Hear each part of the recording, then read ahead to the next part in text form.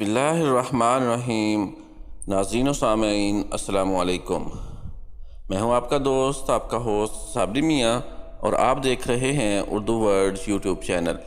مصر کی سحر انگیز تاریخ کلیوپاترا کے ذکر کے بغیر نامکمل ہے۔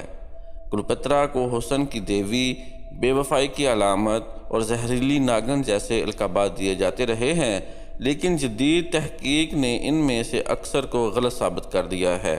لوگ روایات کو تاریخ میں غلط ملت کرتے رہے ہیں، جس کی بنا پر کئی طرح کی غلط فہمیاں پیدا ہوتی رہی ہیں۔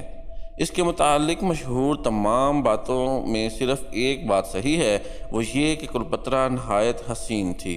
کلیوپاترا مصر پر حکمرانی کرنے والے 33ویں خاندان کی آخری فرمانروا تھی۔ اس کا جد امجد اسکندر اعظم کا جرنیل ٹولیمی تھا۔ اس نے اسکندر اعظم کے مرنے پر خود مختاری کا اعلان کر کے مصر پر اپنی حکومت قائم کر لی تھی۔ اس خاندان نے مصر پر 300 سال حکومت کی۔ 51 قبل مسیح میں جب کلیوپاترا کے باپ کا انتقال ہوا تو اس وقت یہ 17 سال کی تھی۔ مصر کے رسوم و رواج کے مطابق خاندان کی بڑی لڑکی تخت کی وارث بن سکتی تھی، لیکن رواج کے مطابق اسے اپنے چھوٹے بھائی سے شادی کرنا پڑتی ہے۔ چنانچہ کلیوپاترا کو اپنے 12 سالہ بھائی ٹولیمی دوازدہم سے شادی کرنا پڑی اور دونوں مل کر مصر کے تخت نشین ہوئے۔ حکومت کے تیسرے سال دیگر امرائے سلطنت کے بھڑکانے پر ٹولیمی نے حکومت کا کلی اختیار اپنے ہاتھ میں لے کر کلیوپاترا کو جلا وطن کر دیا۔ اس دوران روم کا مشہور سپہ سالار جولیس سیزر اپنے حریف کے تعاقب میں اسکندریہ تک آ پہنچا تھا، اور اسکندریہ کے شاہی محل میں کلیوپاترا کا بھائی اس کی چاپلوسیاں کر رہا تھا۔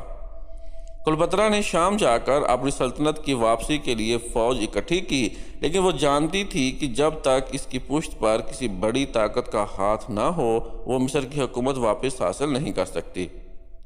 اس مقصد کے حصول کے لیے اس نے اس دور کی سب سے بڑی جنگی قوت روم کے شہنشاہ جولیس سیزر سے رابطہ کرنے کا فیصلہ کیا۔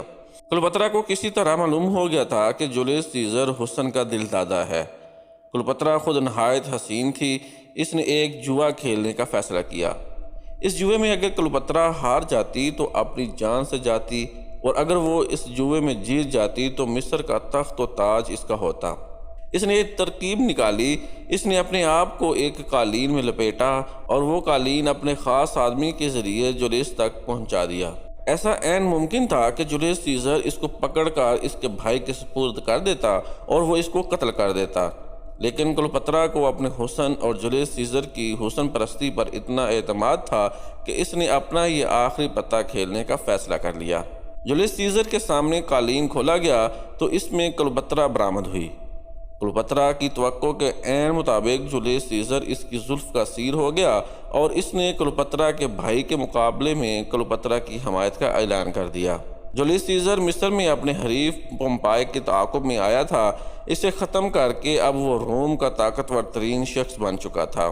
اسے فوری طور پر روم پہنچ کر وہاں کے معاملات سنبھالنے چاہیے تھے، لیکن اس نے اپنے آپ کو کلیوپاترا کی چاہت میں گم کر دیا۔ کلیوپاترا نے موقع پا کر اپنے بھائی کو بھی ٹھکانے لگوا دیا۔ اب اس کے راستے میں کوئی دیوار نہ تھی۔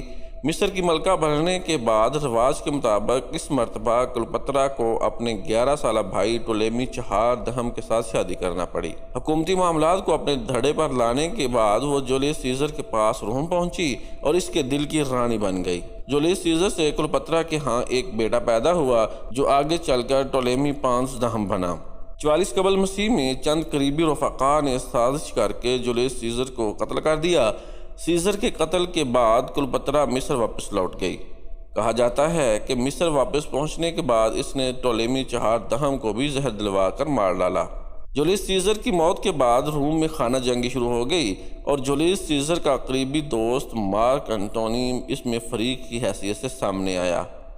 کلیوپاترا نے اس جنگ میں کسی ایک فریق کی حمایت کرنے سے اعتراض کیا، جس پر مارک انٹونی نے اسے اپنے پاس طلب کر کے اس کے رویے کی وضاحت مانگنا چاہی۔ لیکن جب کلیوپاترا اپنے حسن و جمال کی حشر سامانیوں کے ساتھ اس کے سامنے جلوہ گر ہوئی تو وہ بھی اس کی محبت میں مبتلا ہو گیا اور اسے لے کر مصر آ پہنچا۔ کلیوپاترا کے ساتھ کچھ وقت گزارنے کے بعد مارک انٹونی نے روم واپس جانے پر مجبور ہونا پڑا۔ اس کے جانے کے بعد کلیوپاترا نے اس کے جڑواں کو جنم دیا۔ 32 قبل مسیح میں آکٹوین جو آگے چل کر سیزر آگسٹس بنا، اس نے مارک انتونی کے خلاف جنگ کا اعلان کر دیا۔ کلوپترا اس جنگ میں مارک انتونی کے شانہ بشانہ رہی۔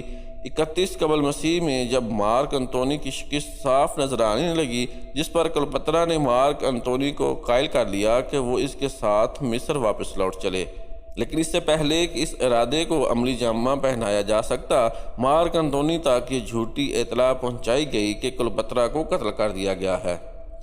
دل گرفتار ہو کر انتونی نے خودکشی کر لی۔ آکٹوین روز بروز مصر کے قریب پہنچتا گیا۔